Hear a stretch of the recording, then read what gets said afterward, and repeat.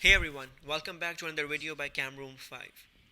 In today's continuation of the halogens of group 7, we know that fluorine was a pale yellow gas, chlorine was a pale green gas, bromine was a red brown or orange brown liquid, and iodine was a gray black solid at room temperature and pressure.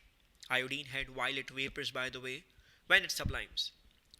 We know fluorine was the smallest atom with only 2 electronic shells and 7 electrons in the last shell. Fluorine makes diatomic molecules like all other halogens, like chlorine with bigger atoms but still gaseous nature, like iodine with still more bigger atoms but liquid nature, and iodine with the biggest atom of all right now but a regular lattice structure of solid at room temperature pressure. We talked about their trends and properties, and then we talked about their chemical properties, where each halogen generally wishes to gain electron. They want to gain electron to have a complete outermost electronic shell so they can have a stable configuration. They gain electrons and become negative ions, and those negative ions are called halides, like fluoride, chloride, bromide, or iodide.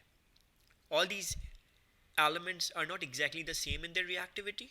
Fluorine is the most reactive while iodine is the least of all.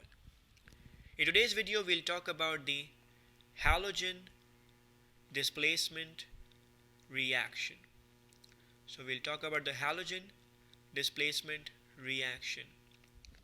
In order to understand the displacement process, we take an example. So imagine you have an ionic bond between A and B. A and B. A belongs to group number 1, so A has a charge of +1, A loses 1 electron. B belongs to group 7, so apparently it's a halogen with a charge of -1, because remember, halogens make halide, which is the negative ion. Now in this ionic compound, you introduce C, which is an element, not a compound. C has no charge on it, its oxidation number is 0. But C is also group 7. So C also wants to make a negative charge, and apparently C was more reactive. So what happens is that C displaces B. C was like, I want to make a bond, so C will go towards the A. It will make a negative of its own, and B will have no other option but to leave. So B will leave, and when B leaves, the negative charge goes away. So what happens is that AB were a compound, C comes, A makes a bond with C, and B has to leave. During the whole process, A did nothing. A was positive on the left side, A is still positive on the right side. The main change is happening between B and C.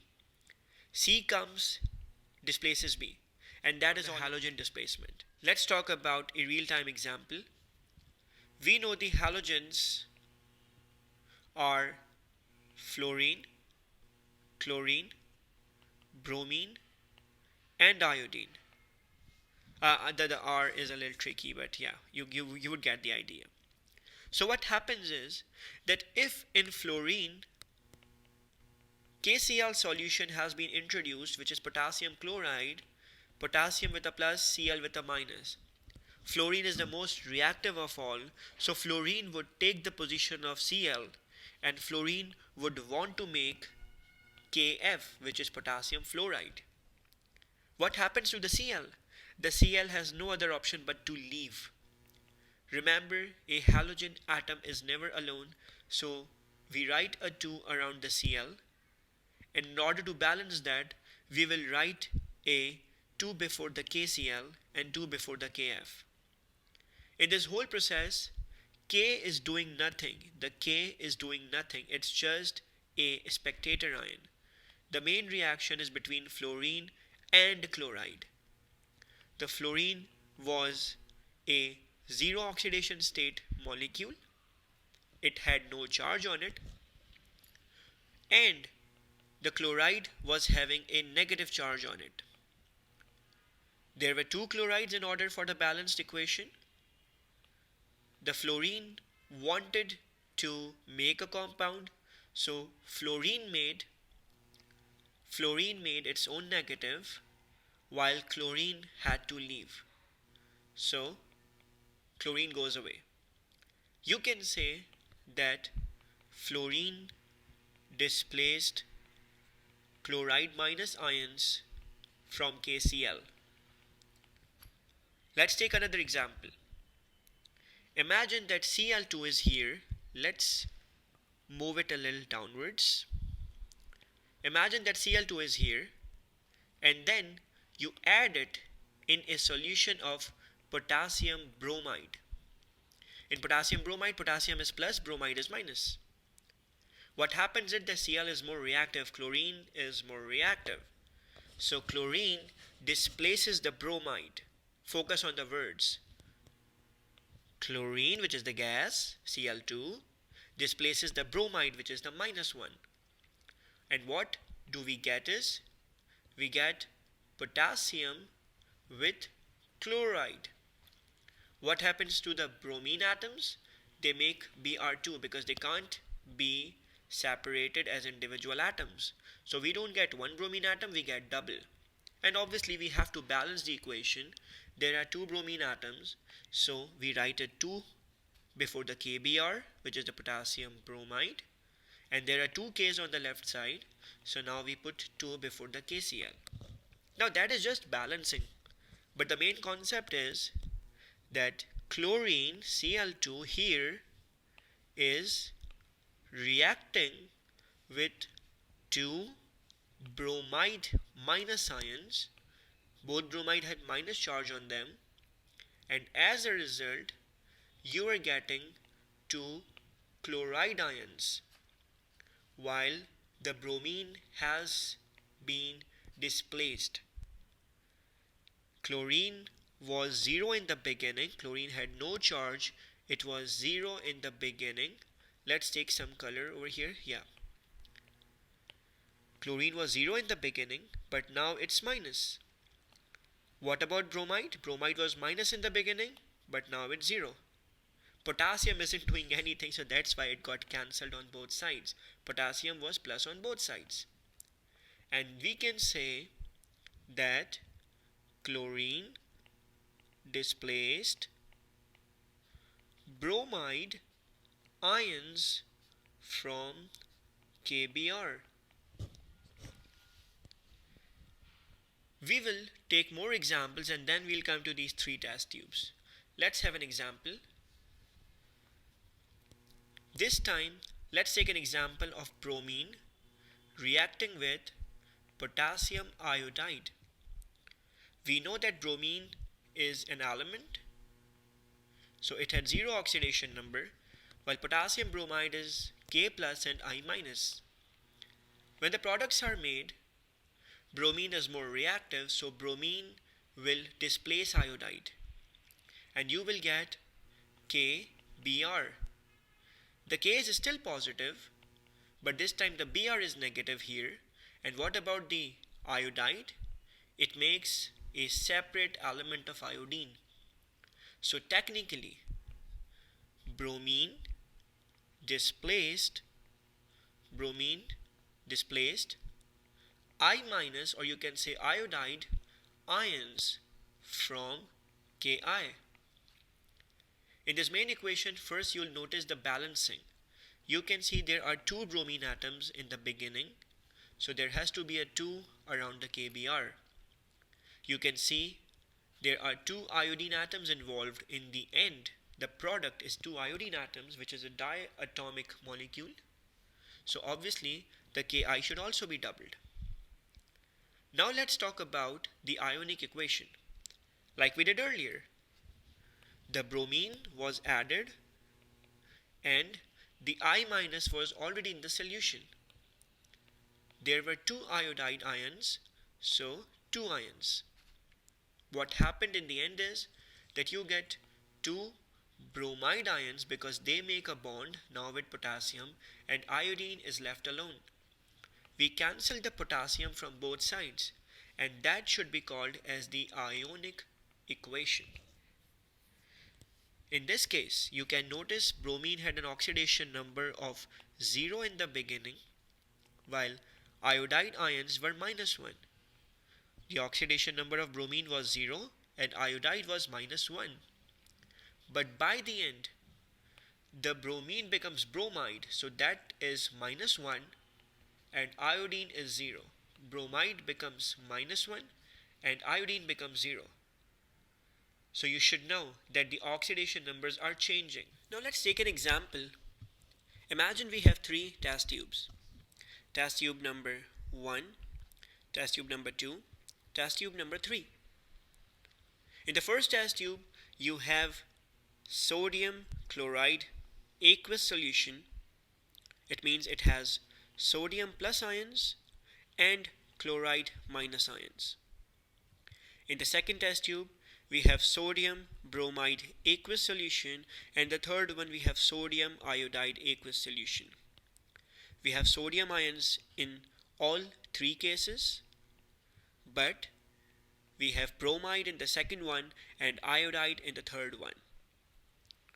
Now what happens is that I am somehow bubbling the fluorine gas through each test tube. We know that fluorine gas has 0 oxidation number because it has not gained or lost any electron yet. It's a pure element. Remember, here the fluorine gas is a pure element. It's not a compound. Its oxidation number is 0. What happens is that when the fluorine goes inside, fluorine is the most reactive halogen of all. So fluorine would want to make a compound with sodium, and there's nothing chloride or bromide or iodide can do about. So fluorine would be like, I want to make a compound, so fluorine would literally displace the chloride, make sodium fluoride for itself by becoming negative ion, and the chloride would make chlorine. It has no compound with sodium anymore.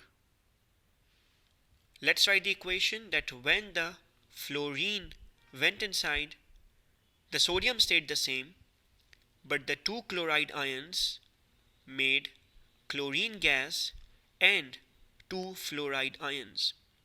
The chloride ions made chlorine. What is the observation that you can expect?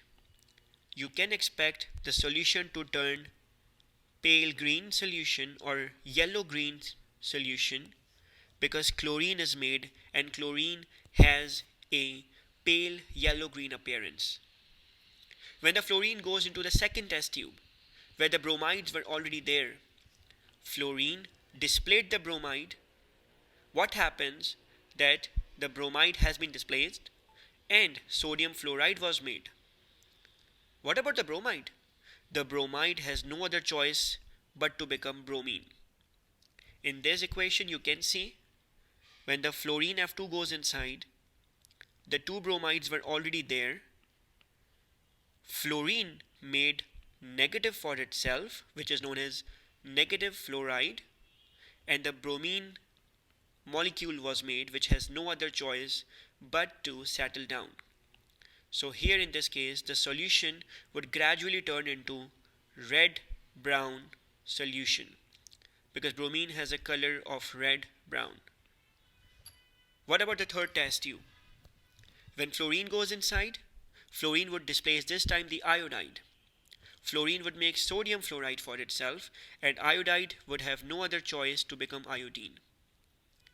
So what happens is that in this case, when the F2 fluorine went inside, and there were two iodide ions already in the solution, fluorine makes two fluoride ions for itself, which are negative, and iodide had to become pure iodine.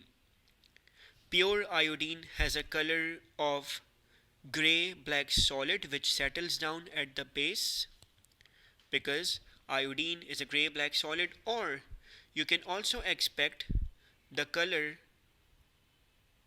to become brown solution, because iodine in solutions is also a brown color appearance. So let's recall, in this case, in the first case, you see solution turning pale yellow solution. In the second case, you can expect red brown solution. And in the third case, you can expect gray black solid or brown solution. Both are acceptable. So in the halogen displacement reaction, a powerful halogen goes into the solution and takes the position of less powerful, less strong halide. Fluorine is the strongest of all, so F2 reacts with everything. Cl2 reacts with only Br minus and I minus, while Br reacts only with I minus because iodine is the least reactive of all, while fluorine is the most reactive. You should know the colors and you should be able to figure out the ionic equations. Stay tuned, guys. Thanks.